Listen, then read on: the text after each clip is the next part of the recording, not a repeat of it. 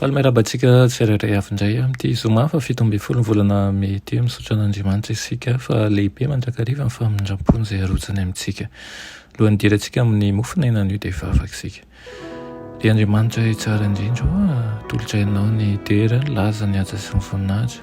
Misotro anao izahay fa mbola nomenao ny herinao indray ary ihany koa tsy mitsahatra ianao amin'ny alalan'ny fanahinao masina izay mampahery anay, mitaona anay mba iain'ny teninao ary koa andinika azy. Ankehitriny eto izahay voninkaino anao dia miteza ianao hiasa amin'ny tsirairay avy aminay. Anaran'i Jesosy, amen. Lohateny mofinainantsika androany dia manao hoe fahamarinana manova.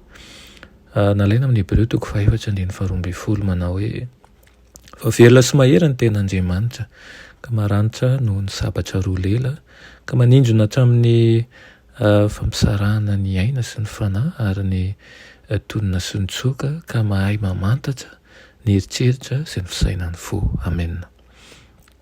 Ny fahamarinan'ny Baiboly izay tehirizina ao am-po sy ao an-tsaina ary ankatoavina eo amin'ny fiainana dia mandresy lahatra ny fanahy sy manova ny fo, manova ny toetra ary mampahery sy manandatra ny fo, mahatonga ny mpiavonavina ny etsi-tena ny teny ary manjary malemy fanahy sy toritory fo ny ratsy fanahy ary tonga mpakatoa ny mpandika lalàna izy io.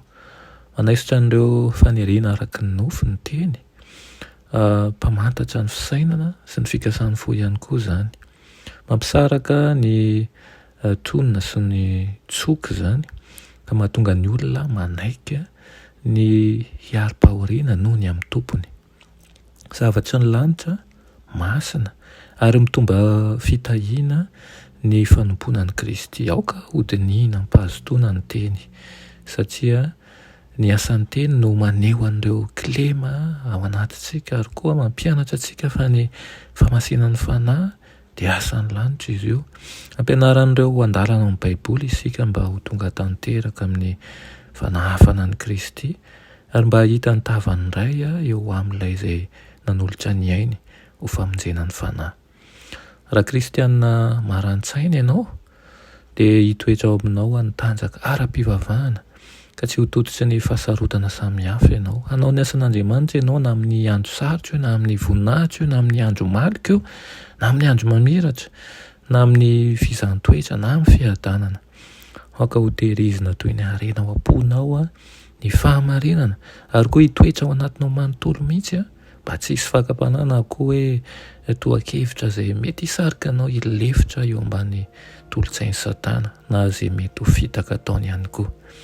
Sarobidy manko ny fahamarinana ary mitondra fiovana manan-danja eo amin'ny fiainana sy eo amin'ny toetra izany.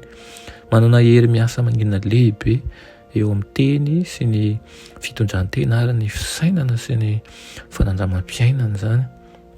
Ny fananana izay mankamamy ny fahamarinana dia miaina eo ambany hery manginana izany ary mahatsapa fa misy zava-misy marina sy manan-danja dia ny mandrakizay.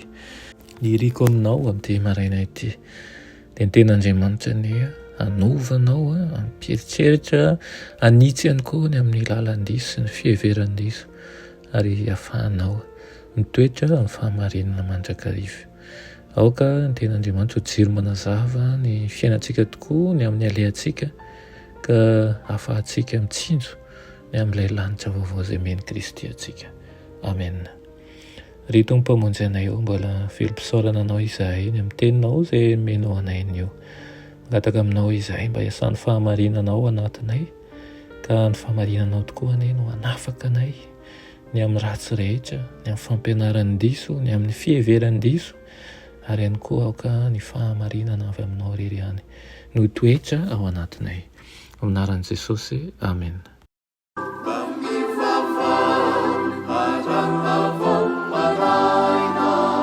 Sarupi